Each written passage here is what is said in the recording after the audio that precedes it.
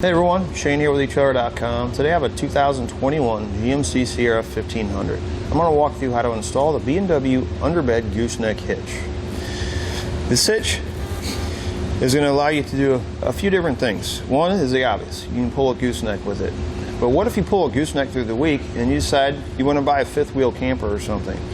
This hitch will allow you to install a fifth wheel hitch. Now, depending on your bed size, is going to depend on what size or what type of hitch you use. On a short bed truck like this, I recommend using a slider hitch.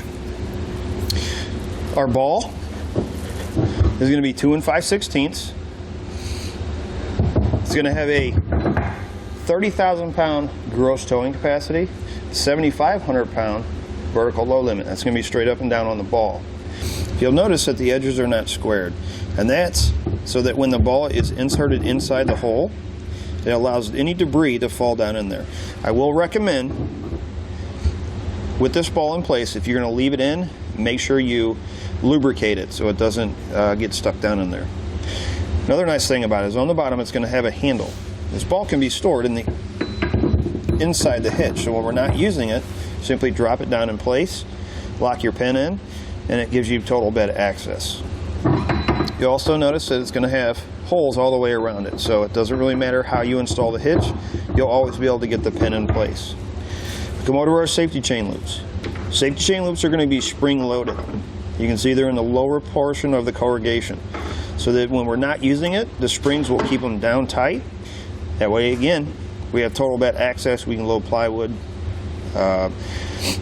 drywall, anything we want in here. We don't have to worry about them getting hung up. This is what our hitch is going to look like when it's installed. One thing I really like about B&W is the construction of their products. Very thick steel construction. It's got a nice gray, thick powder coat finish on it. It's going to hold up really well against rust and corrosion. Being thick like this, we know it's going to hold up really well when we're towing some of those bigger trailers, getting close to its weight capacity. Now, another thing I want to mention, if you're pulling just a gooseneck trailer, you'll notice with this short of a bed, our ball sits pretty far up close to the cab. We want to get it back farther. There are ball mounts, and it's going to look like this, that'll offset the ball. So we can insert it right into the hitch, and it'll push our ball back to where it's more centered over top the axle. As far as the installation process, the only holes we're going to have to drill is a 4-inch hole for the center, and then the 2 holes for each one of our safety chain loops. Other than that, it's going to come with all the necessary hardware, and everything's just going to bolt together. Now that we've gone over some of the features, let's walk through how to get it installed.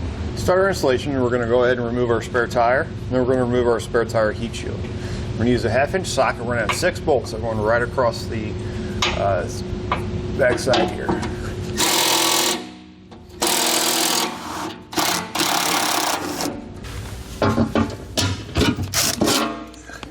And we'll set this aside to be reinstalled later.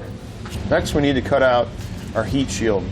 You're going to notice the heat shield runs from this hat channel right here back and forward. We need to cut the forward section out. So we're going to be cutting it right along in front of it, and then we'll be taking it off on the other hat channel up there. I'm just going to use some tin snips. If you can get a cutting wheel on there, it might make it a little bit easier.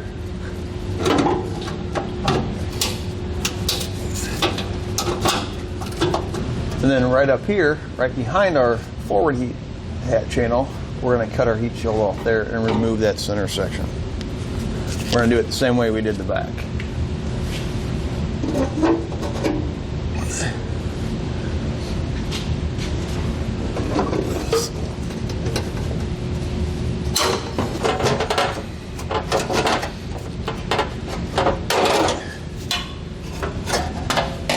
Remove that, and that will not be reinstalled. Next, we're going to have to remove 2 brackets. Over on our driver's side frame rail, the one that has the 2 brake lines going to it, we're going to have 2 bolts right here. Take a 1/2-inch socket, we're going to remove those, and we're going to pull this bracket down and let it hang. The second one is going to be the one right here above our rear differential. That one's going to have 2 nuts along the back side or along the front side that are connecting to the cross member. We're going to start with this one back here.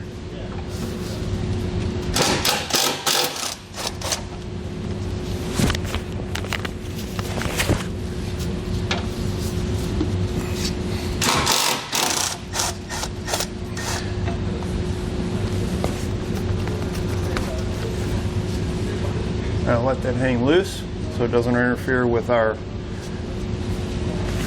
install, and then we'll come back and we'll remove the second one. For this one, we're gonna have two nuts. We're gonna have one here and one here. We're gonna use a 10mm socket, remove both of those.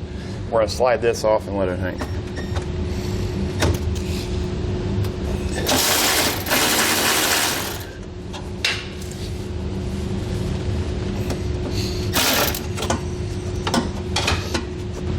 Now what we need to do is we need to take it, we're going to slide it over to the driver's side, and then we'll pull out, just like that. And then we'll let that hang. On our passenger side, this wire loom that connects here to the frame rail runs up on top by our shock mount. We need to loosen or take a trim panel tool. We're going to pop this out from on top of our frame rail. And then I'm going to go ahead and do it here also. And then we're going to pull this wiring down. And we can disconnect it, you know, if you need to go up farther and disconnect it up there as well, you can do that. Because our center section is going to sit right in here. We need to make sure we're not going to be pinching on anything. Now, if you notice, we have dual exhaust on this vehicle, and there's exhaust tips. In order to get the exhaust tips off, it becomes a bigger pain than necessary. To make it easy on ourselves, to get our center section up in place when we need to, what I'm going to do is I'm going to take the two nuts off of our exhaust right here, and I'm going to take this section from our driver's side off. That'll give me plenty of room to get in there and work. 1/2-inch socket, we'll remove the two nuts.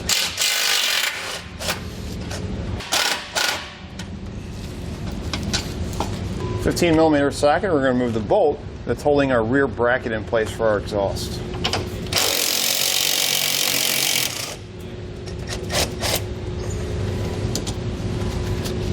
We can take our exhaust, we'll slide it off just like that. And we'll set this aside to be reinstalled later. Per our instructions, we need to measure from the edge of the bed, make sure it's not the tailgate, to the measurement listed per your bed size.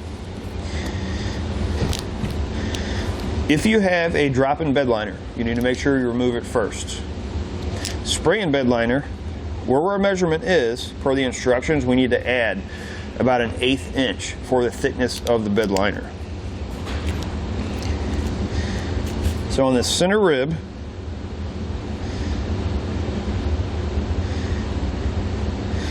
we'll take a marker and put a little mark.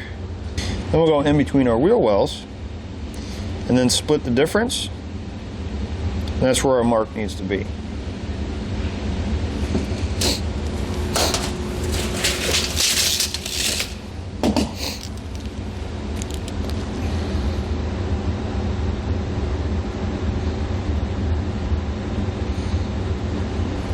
I'm going to start by drilling a pilot hole first.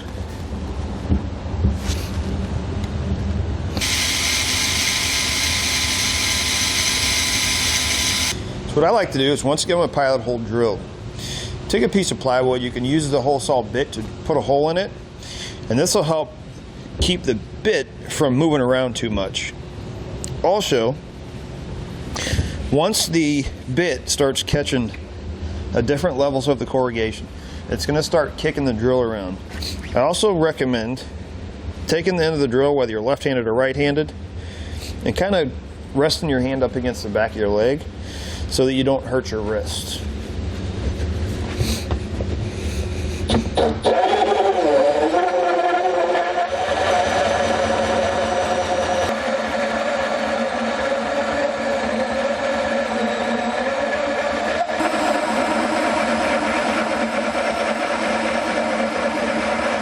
Once you get the hole cut, it's a good idea to take a file. We're going to trim off or file down any of the shards that may be stuck on there, any of the barbs or anything.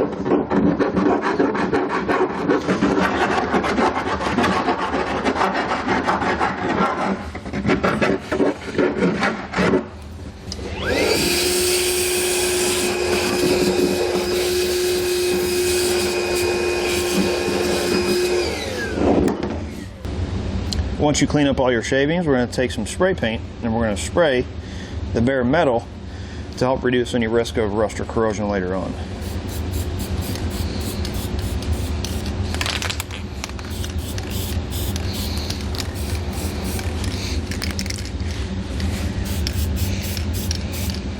Next, we'll take a T15 Torx bit on our driver's side. We're going to loosen, or we're going to remove the bolts holding the wheel well liner in place. Now what we're going to do is try to do just the bottom three. What we're trying to do is, this is two separate pieces. We're going to try and fold this back enough so we can get our cross members slid in place. If we can't do it by just removing these 2 or 3 here along the bottom, if I had to, I'll come over and I can remove some that are along this edge. Give me a little extra room.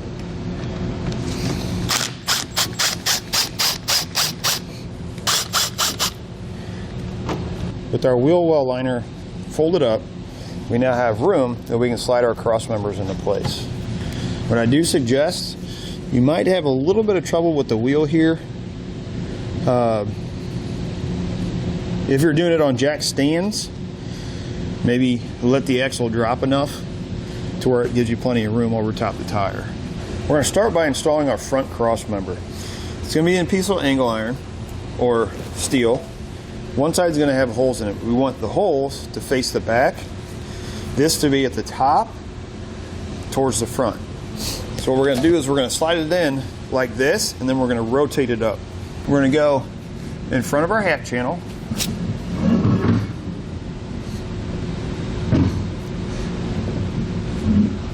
I'm going to let it sit just like that, and I'll go underneath and I'll pull it across and then rest it on my passenger side frame rail. We're going to make sure we're going behind our shock mount where we had removed that wiring earlier from the top of the frame rail. And what we're going to do is we're going to take this, once we're all the way in, and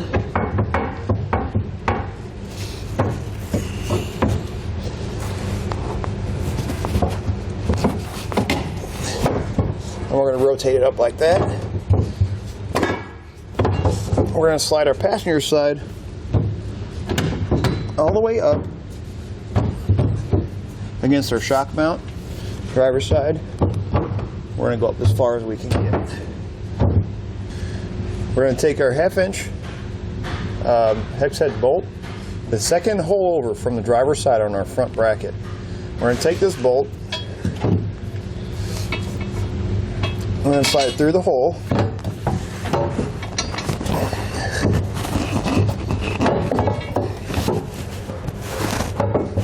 Then we're going to take this rubber ring and we're going to slide it over just like that. It's going to hold that bolt in place when we go to install our center section. So here's where you might need 2 people. If you don't have a lifting device, this is the way I like to do it. What I'm using this for is so that when we put our center section in place, somebody up here can take these 2 hooks, hook them around the pin, and then tighten it down so that it holds it up flat against the bed while we install the hardware for our cross members. Where you need 2 people is there's no way for you to hold it up from the bottom and come up here and clip it on the pin at the top. So I'm going to grab an extra person and have them do that while I hold up the bottom. We'll get that put up and start installing our hardware on our cross members. Now with our second set of hands up on top, we're going to put our center section in place. You want to make sure that your handle for your pin is going out towards the driver's side. We're going to slide it up like this. Just kind of feed it in there. Make sure you watch your wiring so you don't damage anything. Just kind of work it in there.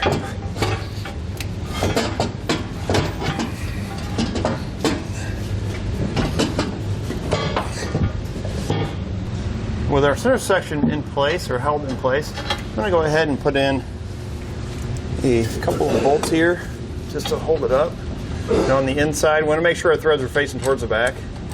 We're going to put a flat washer on, block washer, and then our nut.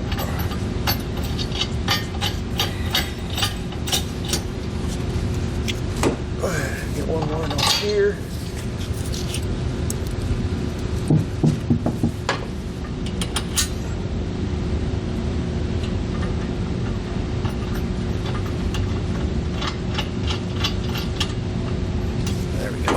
Now we're going to take our rear cross member and we're going to slide it in between our hat channel and our center section.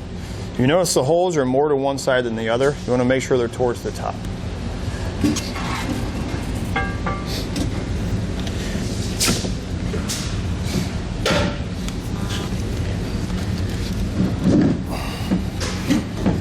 Now we're going to take a hex bolt, we're going to put on a lock washer and then a flat washer.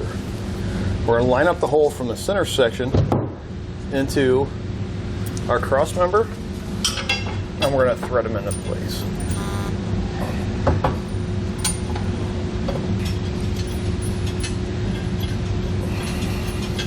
So our 4 bolts that go into our center section from our cross members, the hardware is going to be all the same. Flat washer, lock washer,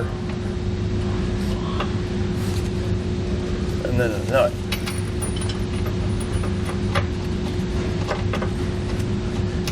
And then for the 4 bolts going to our rear cross member, we're going from the hitch side or from the head side or center section into the cross member. The cross member is going to be threaded.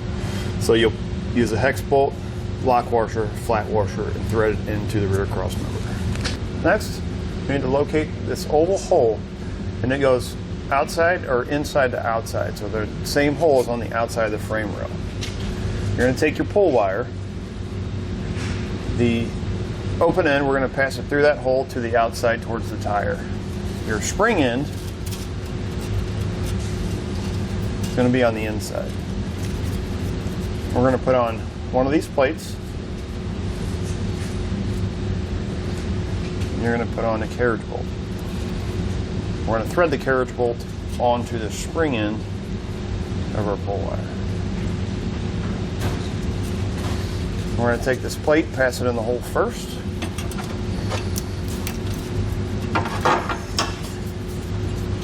Followed by the bolt. And want the bolt and the spring end to pull out of the hole on the outside. And you can actually reach in through the hole and hold the back of the bolt to remove the pull wire. You're going to have an oval shaped plate like this, and that's going to fit inside of that hole. That's going to keep the bolt centered inside that hole. After that, you're going to put on a retention plate. This is just going to basically thread on there to keep the bolt from falling back into the frame rail while we're putting on these side plates or frame brackets.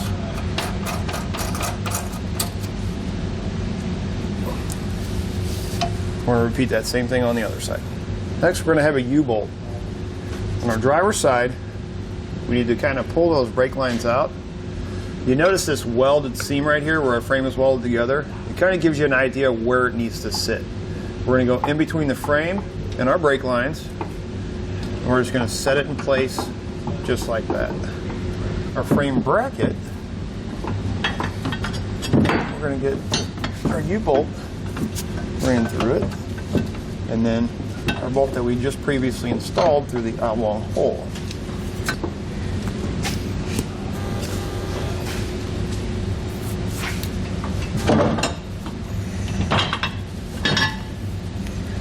We're going to put on a flat washer, lock washer, and a nut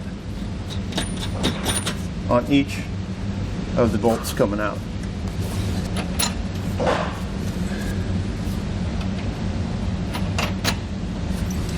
For our side bracket, going into our front and rear cross member.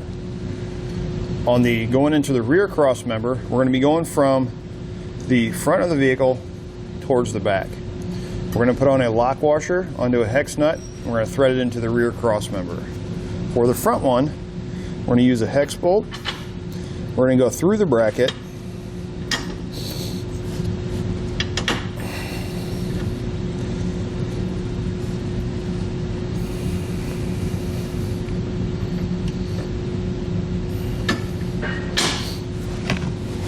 then we're going to come back with a lock washer and then a nut.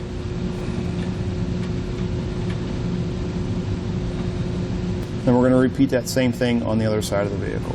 So with the 3/4 inch socket, you may need to use a swivel on the end and an extension. We're going to tighten all the hardware going to the center section first.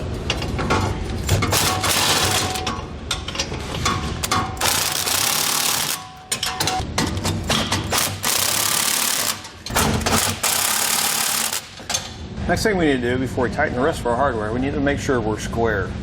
So what we're going to do is we're going to measure from our rear cross member to the edge of the hat channel on each side and just make sure that distance is the same. Like we're about a ½ inch here, or about a ½ inch there, so we're good.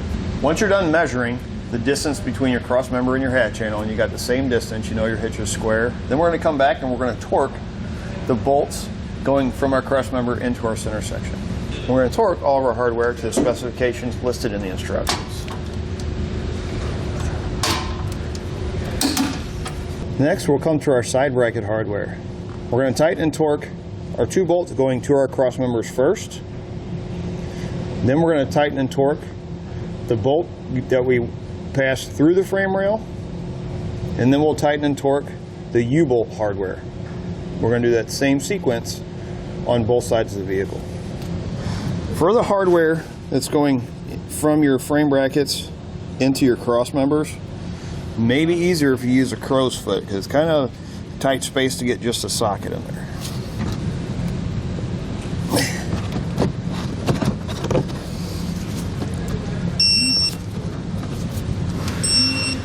When you get to tightening and torquing your U-bolts, make sure you pay attention to the torque specs. Also, when you tighten and torque them, you want to alternate. Don't just tighten one down and then torque it, and then tighten the other side down and torque it. And make sure that that clamp, the U-bolt, is evenly across the back or the inside of the frame rail, so it's not cockeyed. Now we're going to install our handle. We're going to make sure that this end, this notch or this ring, is facing down. The opening's facing down. We're going to be connecting it. Our spring, if we follow it out, there's a bracket and it's got a square hole in it. We're going to take our handle, rubber end, we're going to feed it out through the access hole in our side plate, run it right over the top. What we may have to do is raise up or let our axle hang just a little bit to get it to feed through this hole and line up with that.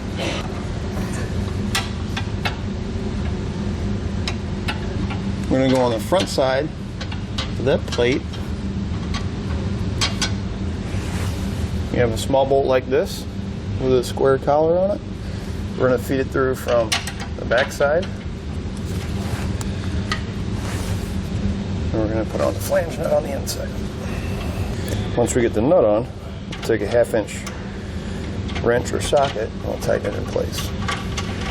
Next, we're going to drill out for our safety chain loops. We're going to have 2 holes here in our center section, and we're going to have 2 holes on our driver's side. Drill out all 4. What I like to do is use a small drill bit, drill a pilot hole from the bottom so I know it's centered, and then I'll go up top and drill it out the rest of the way.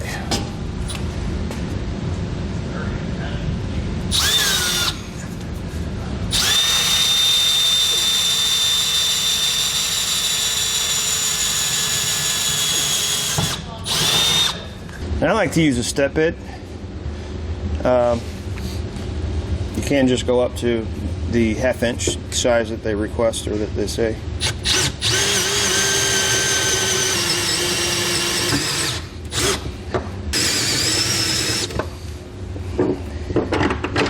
Ideally what we want our U-bolt not to snag. So we want to be able to move it freely like that.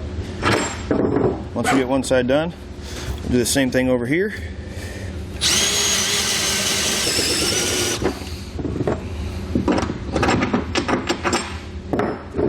Once both U-bolts will slide in easy.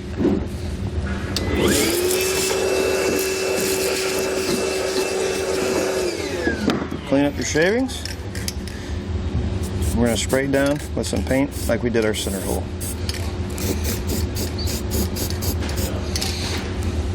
Let that dry for a second, install our U-bolts, go down underneath and install the springs and the nuts for our U-bolts to hold them in place. Then you're going to have 4 Christmas tree shaped springs. We want the big end to go up towards the hitch and the smaller end to go down to the bottom. We're going to put it over our U-bolt, then we're going to add on a nut. And we're going to put one on each one of them. We're going to take a 3/4 inch socket. We're going to tighten the nut down enough where the head of the bolt or the U-bolt is about level with the outer edge of the nut.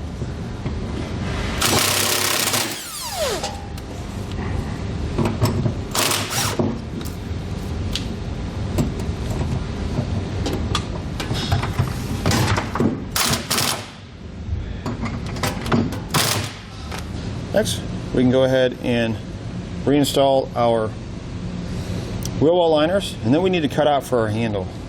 You can see where the handle is pressing on the wheel well liner. We need to cut a square out that's big enough that you can reach your hand in and grab it and pull it out. And this is just cardboard, so we can actually cut it out with a utility knife.